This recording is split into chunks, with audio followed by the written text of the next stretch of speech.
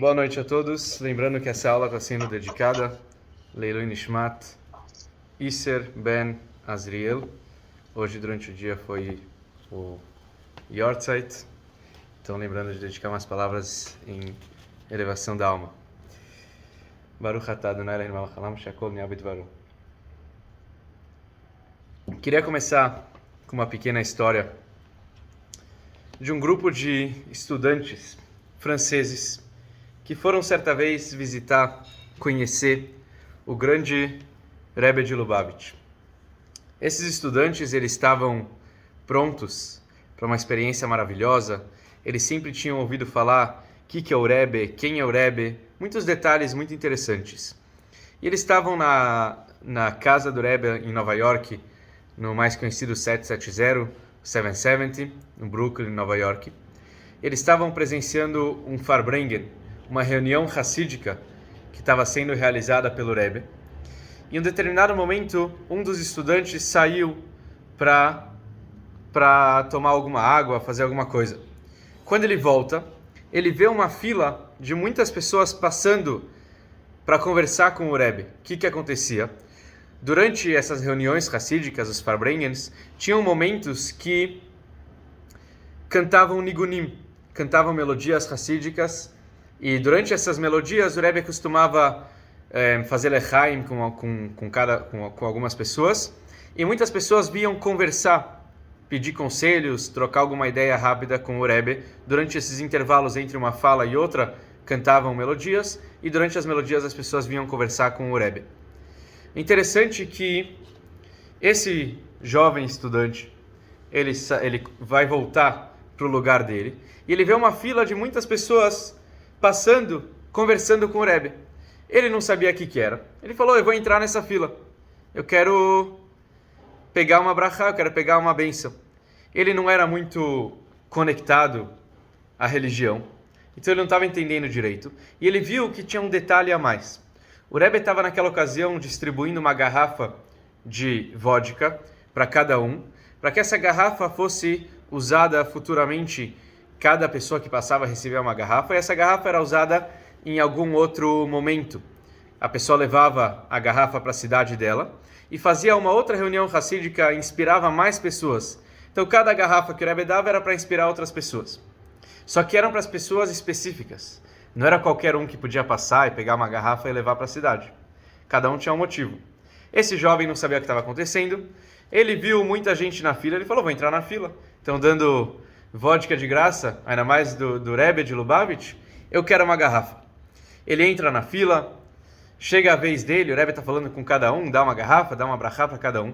Quando chega a vez dele, o Rebbe fala: isso aqui é para o seu casamento. E ele passa, na hora ele não raciocinou direito, mas um segundo depois ele fala: calma, meu casamento? Alguma coisa está errada, porque eu sou um homem casado. Ele era um jovem estudante, mas já era casado. Então, para o meu casamento, com certeza o Rebbe não quis dizer. Para outro casamento, eu também acho que não tem nada a ver. Eu não vou para nenhum casamento, não vou encontrar nada. Então, eu acho que o Rebbe se confundiu. Quem sou eu? Achou que era outra pessoa. E ele então voltou para os alunos, começaram a conversar, a trocar ideia. E eles realmente, ninguém entendeu nada da história naquele momento. Eles voltam para a França, seguem a vida deles. E anos depois, na verdade, meses depois. Por que meses depois? Porque quando chega a véspera de Pesach, nós temos um costume antigo de vender tudo que é hametz.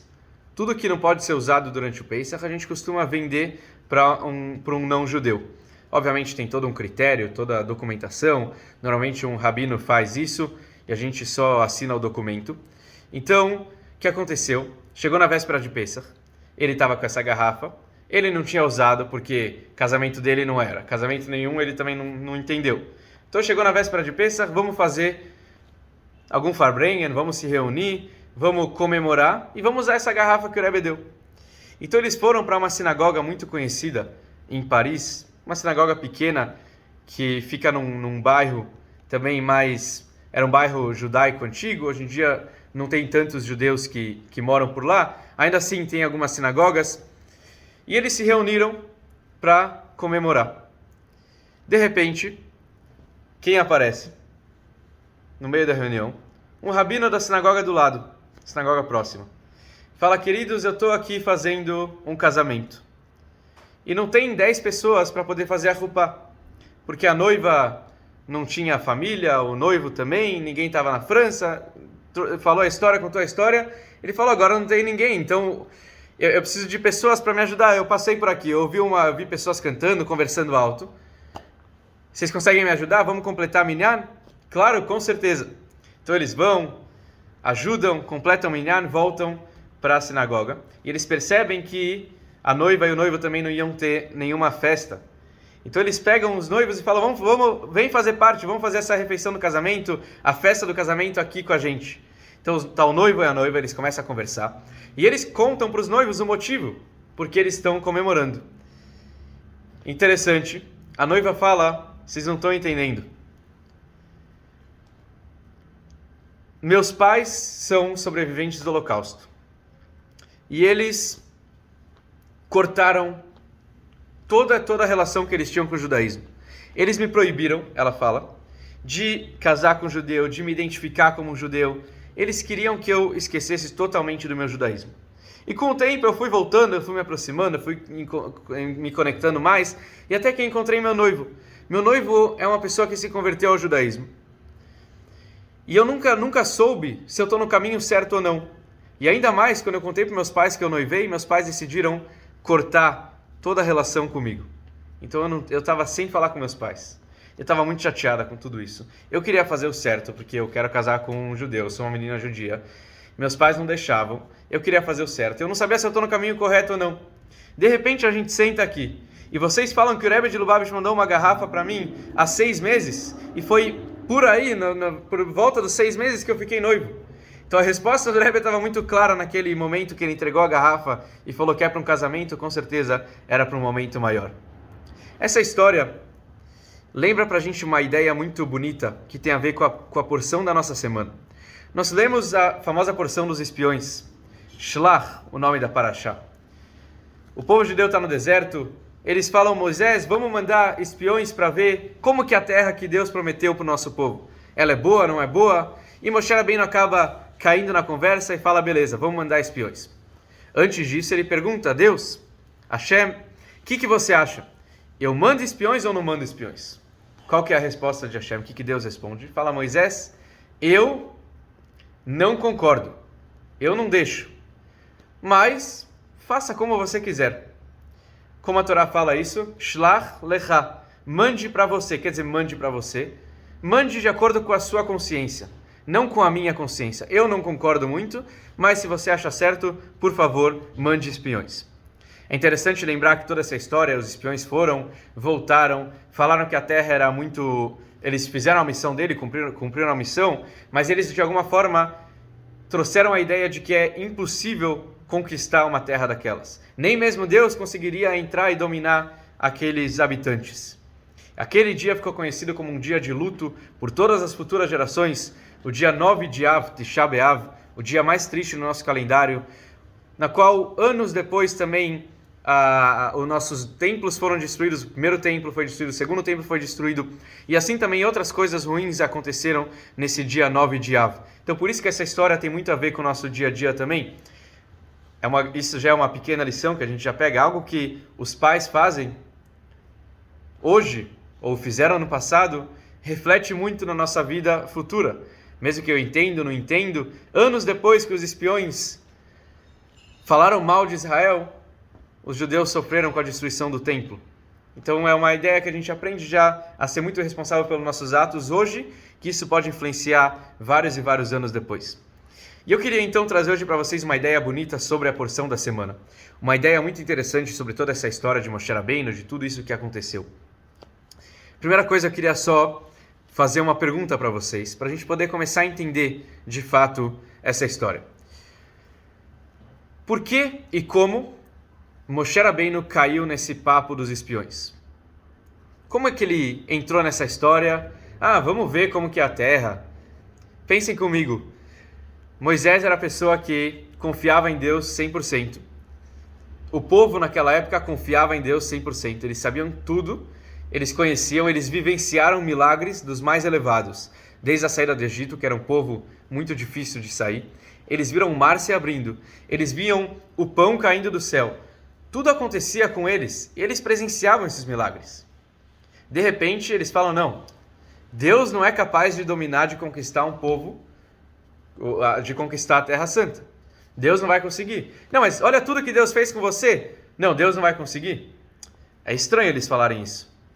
E ainda mais, como eu falei, Moisés confiava em Deus. Moisés confiando, porque ele caiu no papo dos espiões para perguntarem, será que a terra é boa ou não é boa? Eu estou falando para vocês que é boa. Deus, que fez todas as coisas boas para vocês durante a vida toda, está falando que a terra é boa. Vocês têm alguma dúvida? Precisa mandar espiões? É estranho isso. Então isso que a gente vai tentar entender um pouquinho hoje. É interessante só mais um detalhe. Imagina quando uma pessoa que vai comprar um carro. O que acontece? Você pergunta para o dono, será que eu posso testar o carro? Posso fazer um teste? Posso ver se ele funciona? Por favor. Se a pessoa se o dono do carro deixa você experimentar, pisar no freio, virar, subir montanhas, viajar cidades, quilômetros, às vezes você nem vai precisar testar. Você vai falar, eu confio no cara, ele está me falando que o carro é bom, ele está deixando eu fazer tudo. Eu confio, não tem nenhum problema. Agora imagine que a gente vai comprar um carro e alguém fala... Você pergunta, posso testar? Não, não pode testar o carro. Não, mas eu só quero ver se ele funciona ou não. De jeito nenhum. Você quer pagar o preço? Está aqui o preço. Mas testar, você não pode testar. O que a gente vai achar? Você vai ficar com o pé atrás. Eu não vou querer comprar um carro desses, porque alguma coisa de errado tem. Se ele não deixa eu fazer um teste, quer dizer que alguma coisa estranha tem nesse carro. Então, quando os judeus estão indo para Israel, os espiões falaram a Moshe, a gente quer ver que a terra é boa. O que Moshe Rabbeinu fala para eles? Como um bom vendedor, ele fala, claro, vocês querem ver como que é a terra? Por favor, podem ir, podem pesquisar, podem ir atrás, vão, fazem essa pesquisa. Eu tenho certeza que ela é boa, eu não tenho medo, porque Deus falou que ela é boa. Mas o que acontece? Eles vão e voltam e falam que a terra não era tão boa assim. Então alguma coisa de errado tem, e como a gente falou, um resultado, algo que acontece hoje pode influenciar anos depois. Então a gente tem que entender como que pode ser que Moshe Rabbeinu confiou tanto, tinha certeza que a terra era boa e de repente a terra não era tão boa. O que está acontecendo nessa história que a gente precisa entender um pouco mais?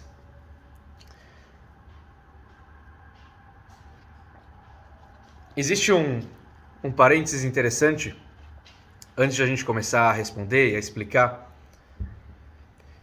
Existe um comentarista que fala, quando Deus falou a Moisés, eu não quero que você mande espiões, mas se você quiser, manda. Na verdade, ele estava falando espiões na linguagem masculina. Mas Deus queria que Moisés mandasse mulheres espiãs. Por quê? As mulheres normalmente são pessoas que falam bem de muitas coisas. Naquela época, naquela geração, as mulheres tiveram vários episódios que elas sempre honraram, respeitavam e falavam muito bem da terra de Israel. Então, mandar homens não daria certo de qualquer forma. Mas mandar mulheres, diz esse comentarista, seria a solução de tudo. As mulheres iriam visitar, iriam ver a terra, iriam voltar falando bem. E pronto, tudo daria certo. Não teria nenhuma desgraça, nenhuma tragédia, nenhum episódio ruim. A vida seria muito melhor se as mulheres fossem espionar a terra de Israel e não os homens. Na prática, foram os homens. Então, esse decreto aconteceu, quer dizer, essa tragédia aconteceu. E até tem opiniões que falam que esse foi o pecado de Moshe Rabbeinu. Moisés, por mais que ele liderou o povo durante toda a saída do Egito, todo o tempo que o povo judeu estava no deserto, ele não teve o mérito de entrar em Israel. Por quê? Porque ele fez um pecado. Então muitos falam que o pecado dele foi que ao invés de falar com a pedra e tirar água, ele bateu numa pedra. Esse foi o pecado dele, assim que explicam. Mas algumas outras ideias, opiniões, falam, não, o pecado de Moisés não foi falar com a pedra ou bater na pedra em vez de falar. Foi esse episódio dos espiões. Moisés não devia ter mandado espiões. Se ele não tivesse mandado espiões, ele entraria na terra de Israel. Assim que tem opiniões que explicam. Mas, só resumindo o que a gente está falando, a gente tem que entender como que Moisés caiu numa pegadinha dessas. Ele sabia que a terra era boa, então por que ele confiou? E mesmo ele confiando, como pode ser que os espiões foram e falaram mal? E mesmo assim, como o povo judeu daquela época poderia pensar em visitar, em ver como que é a terra, Eles não confiavam em Deus? E ainda eles vão e voltam e falam, Deus não vai conseguir conquistar? Como que eles podem falar uma coisa dessas? Alguma coisa aqui está estranho que a gente tem que entender. E mais do que isso, a gente vai entender que esse episódio não foi um pecado, pelo contrário, foi algo muito bem planejado, e a explicação, a ideia dessa história é, na verdade, a história das nossas vidas, e a gente vai poder aprender, se Deus quiser, uma grande lição com toda essa história. Existiu um rabino nos Estados Unidos, numa pequena cidade. O nome dele era Rabino Weinreb. Weinreb, esse era o nome dele. Ele era não só rabino, ele também era um psicólogo. Ele era uma pessoa muito especial. Ele trabalhava tanto numa sinagoga, mas ele também trabalhava numa escola, ele ajudava os alunos. Uma pessoa brilhante. E em um determinado momento da vida, como muitos, ele começou a ter algumas dúvidas sobre a missão dele. O que eu estou fazendo no mundo? Eu estou fazendo certo? Não estou fazendo certo? Eu acho que eu estou errado. Ele começou a ficar um pouco chateado com tudo que ele estava fazendo. Então ele já tentou conversar com algumas pessoas, ele já não sabia muito o que fazer. E ele decidiu então conversar com o Rebbe de Lubavitch. Naquela ocasião, naquela época, ele ligou para o secretário. E como funcionava o telefone, no escritório do Rebbe tinha uma linha que ficava, um aparelho que ficava com o Rebbe e um aparelho que ficava com o secretário. Automaticamente, quando uma pessoa ligava, se o Rebbe atendia, então o Rebbe estava na linha ouvindo. Muitas vezes o Rebbe não atendia, o secretário atendia e perguntava, fazia a pergunta ou trazia o caso para o Rebbe de Lubavitch trazer a solução. Naquela ocasião, esse Rabino Weinreb liga para o secretário do Rebbe e fala, eu queria perguntar para o Rebbe, eu não sei o que está acontecendo com a minha vida, eu estou perdido. Obviamente, tem perguntas que a gente faz que não são perguntas boas, que é só deixar o tempo passar que tudo vai melhorar. Mas tem perguntas que realmente são perguntas importantes para o nosso dia a dia e a gente deve ir atrás para tentar achar uma resposta. Então esse rabino contou a história dele e ele falou, eu quero muito uma solução. De repente ele percebe que quem está na linha também dessa vez? O Rebbe. Então o Rebbe escuta o caso. E o Rebbe fala, esse rabino Weinreb, só para um parênteses muito importante, ele não mencionou o nome dele. Ele não queria que as pessoas soubessem, nem mesmo que o Rebbe, nem mesmo que o secretário soubesse quem era ele. Ele queria deixar tudo em anonimato. Então ele liga e fala, eu tenho meus problemas, minhas dúvidas, eu quero uma solução. E aí o Rebbe fala, saiba que na tua cidade tem um rabino muito importante. O nome desse rabino é Rabino Weinreb. Por que você não vai conversar com ele? Ele fica assustado. Aí ele fala no telefone, essa história eu estou contando para vocês, depois vocês podem procurar também na internet, vocês vão achar os detalhes melhor, uma história brilhante. Aí ele percebe, ele fala que o Rebbe está me falando, para falar com o Rabino Weinreb, ele fala, mas eu sou o Rabino Weinreb. E aí o Rebbe então responde para ele, saiba que às vezes você tem que falar com você mesmo. Você tem que se perguntar e você vai achar a resposta. Assim que termina a história. Essa história, essa mensagem do Rebbe, na verdade, é uma mensagem muito bonita, que tem muito a ver com tudo que a gente estava falando até agora. Muitas vezes a gente tem que lembrar que não adianta eu falar, não, deixa a coisa acontecer, vai dar certo, ou deixa nas mãos de alguém que vai dar certo, calma. Muitas vezes eu preciso me perguntar, eu preciso entrar em mim e entender o que está acontecendo. Como existe uma porção muito interessante no começo da Torá, no livro de Bereshit, no Gênesis, a Torá fala Lech Lecha, para Abraão. Abraham Avinu, vai para você.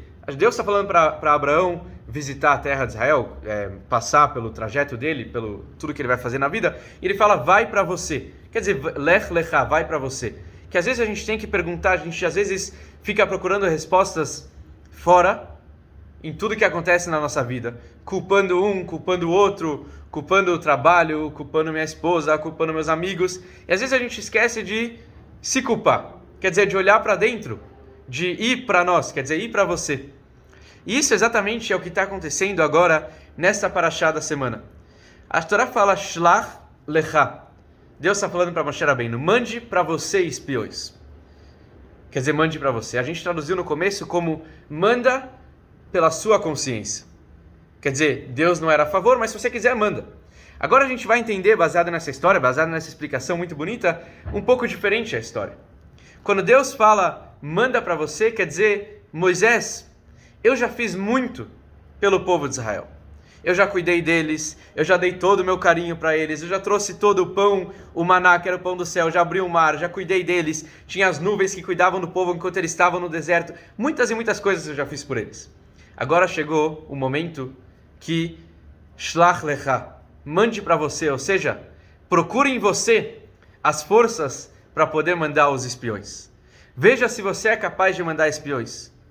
Para de ficar jogando tudo em mim, de ficar me perguntando. Chegou o momento de você fazer as coisas por si só. Decida você se é o momento certo ou não de mandar espiões.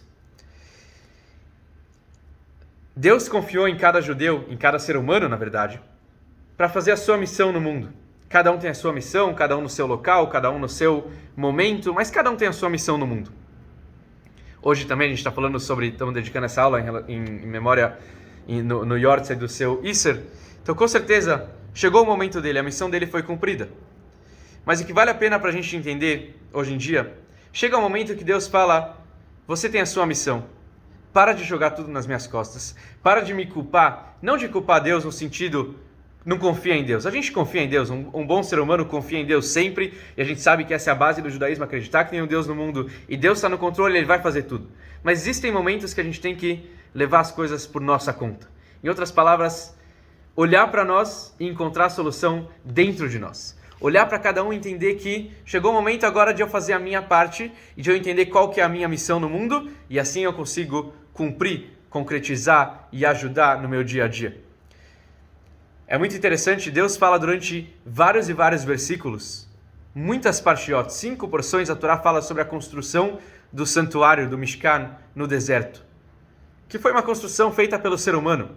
Se a gente for olhar a criação do mundo, quanto tempo durou a criação do mundo? Em quantos versículos a Torá falou da criação do mundo?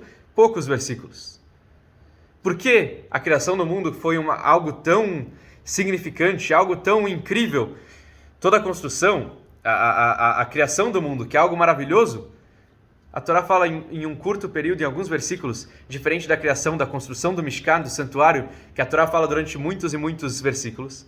Por quê? Qual que é a diferença?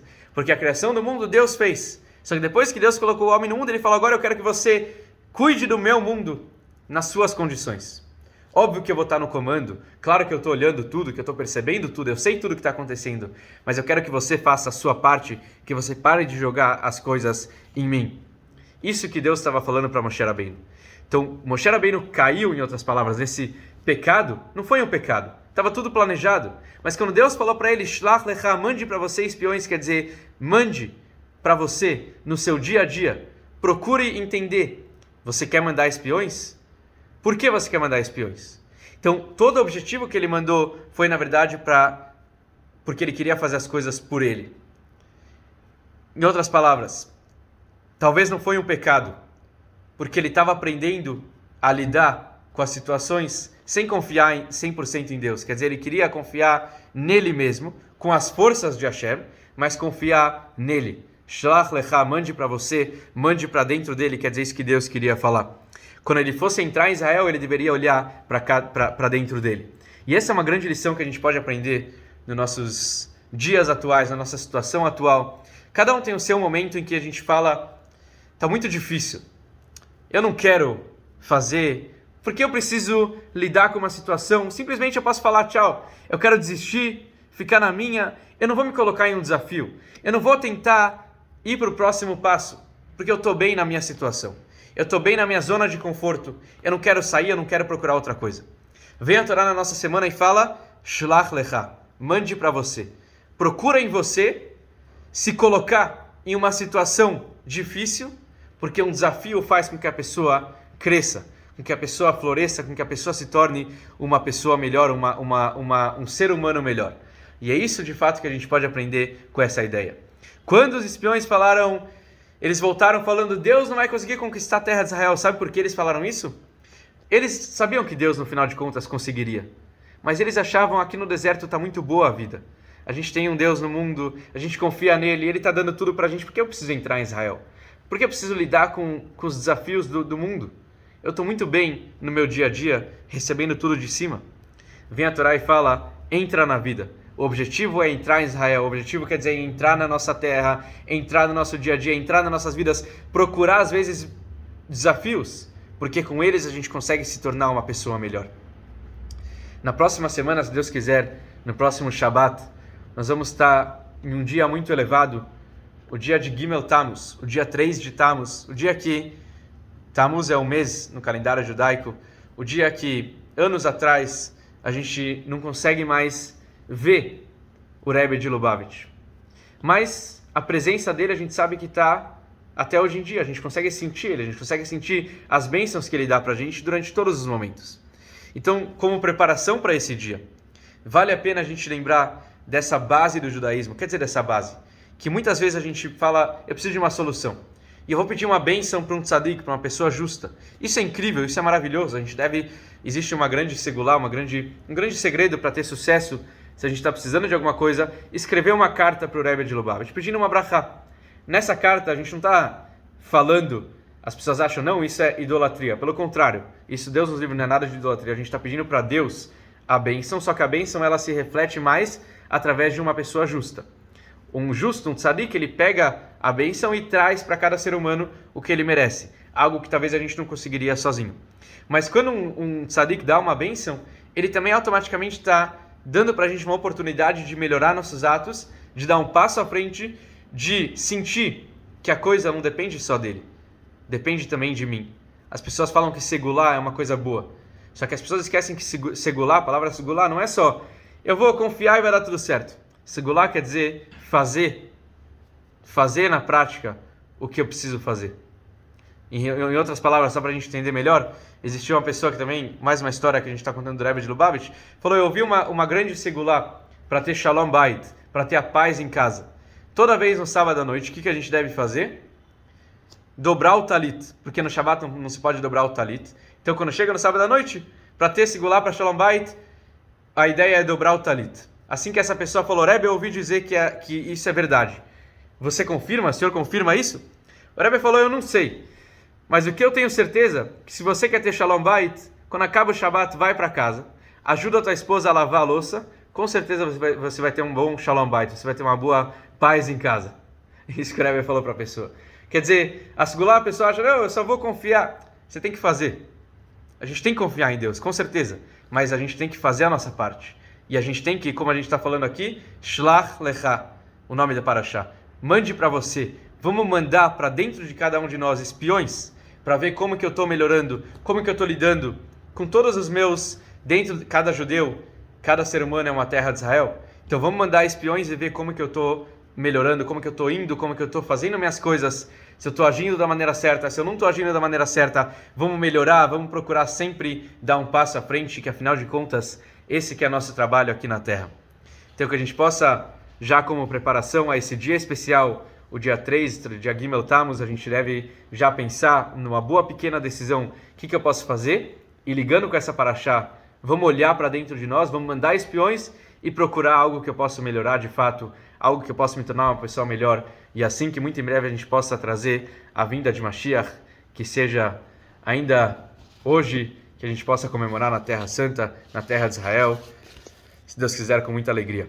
Agradeço a todos vocês pela presença, muito obrigado, um Shabbat Shalom e boas notícias a todos. Se alguém quiser comentar, perguntar, por favor, fique à vontade.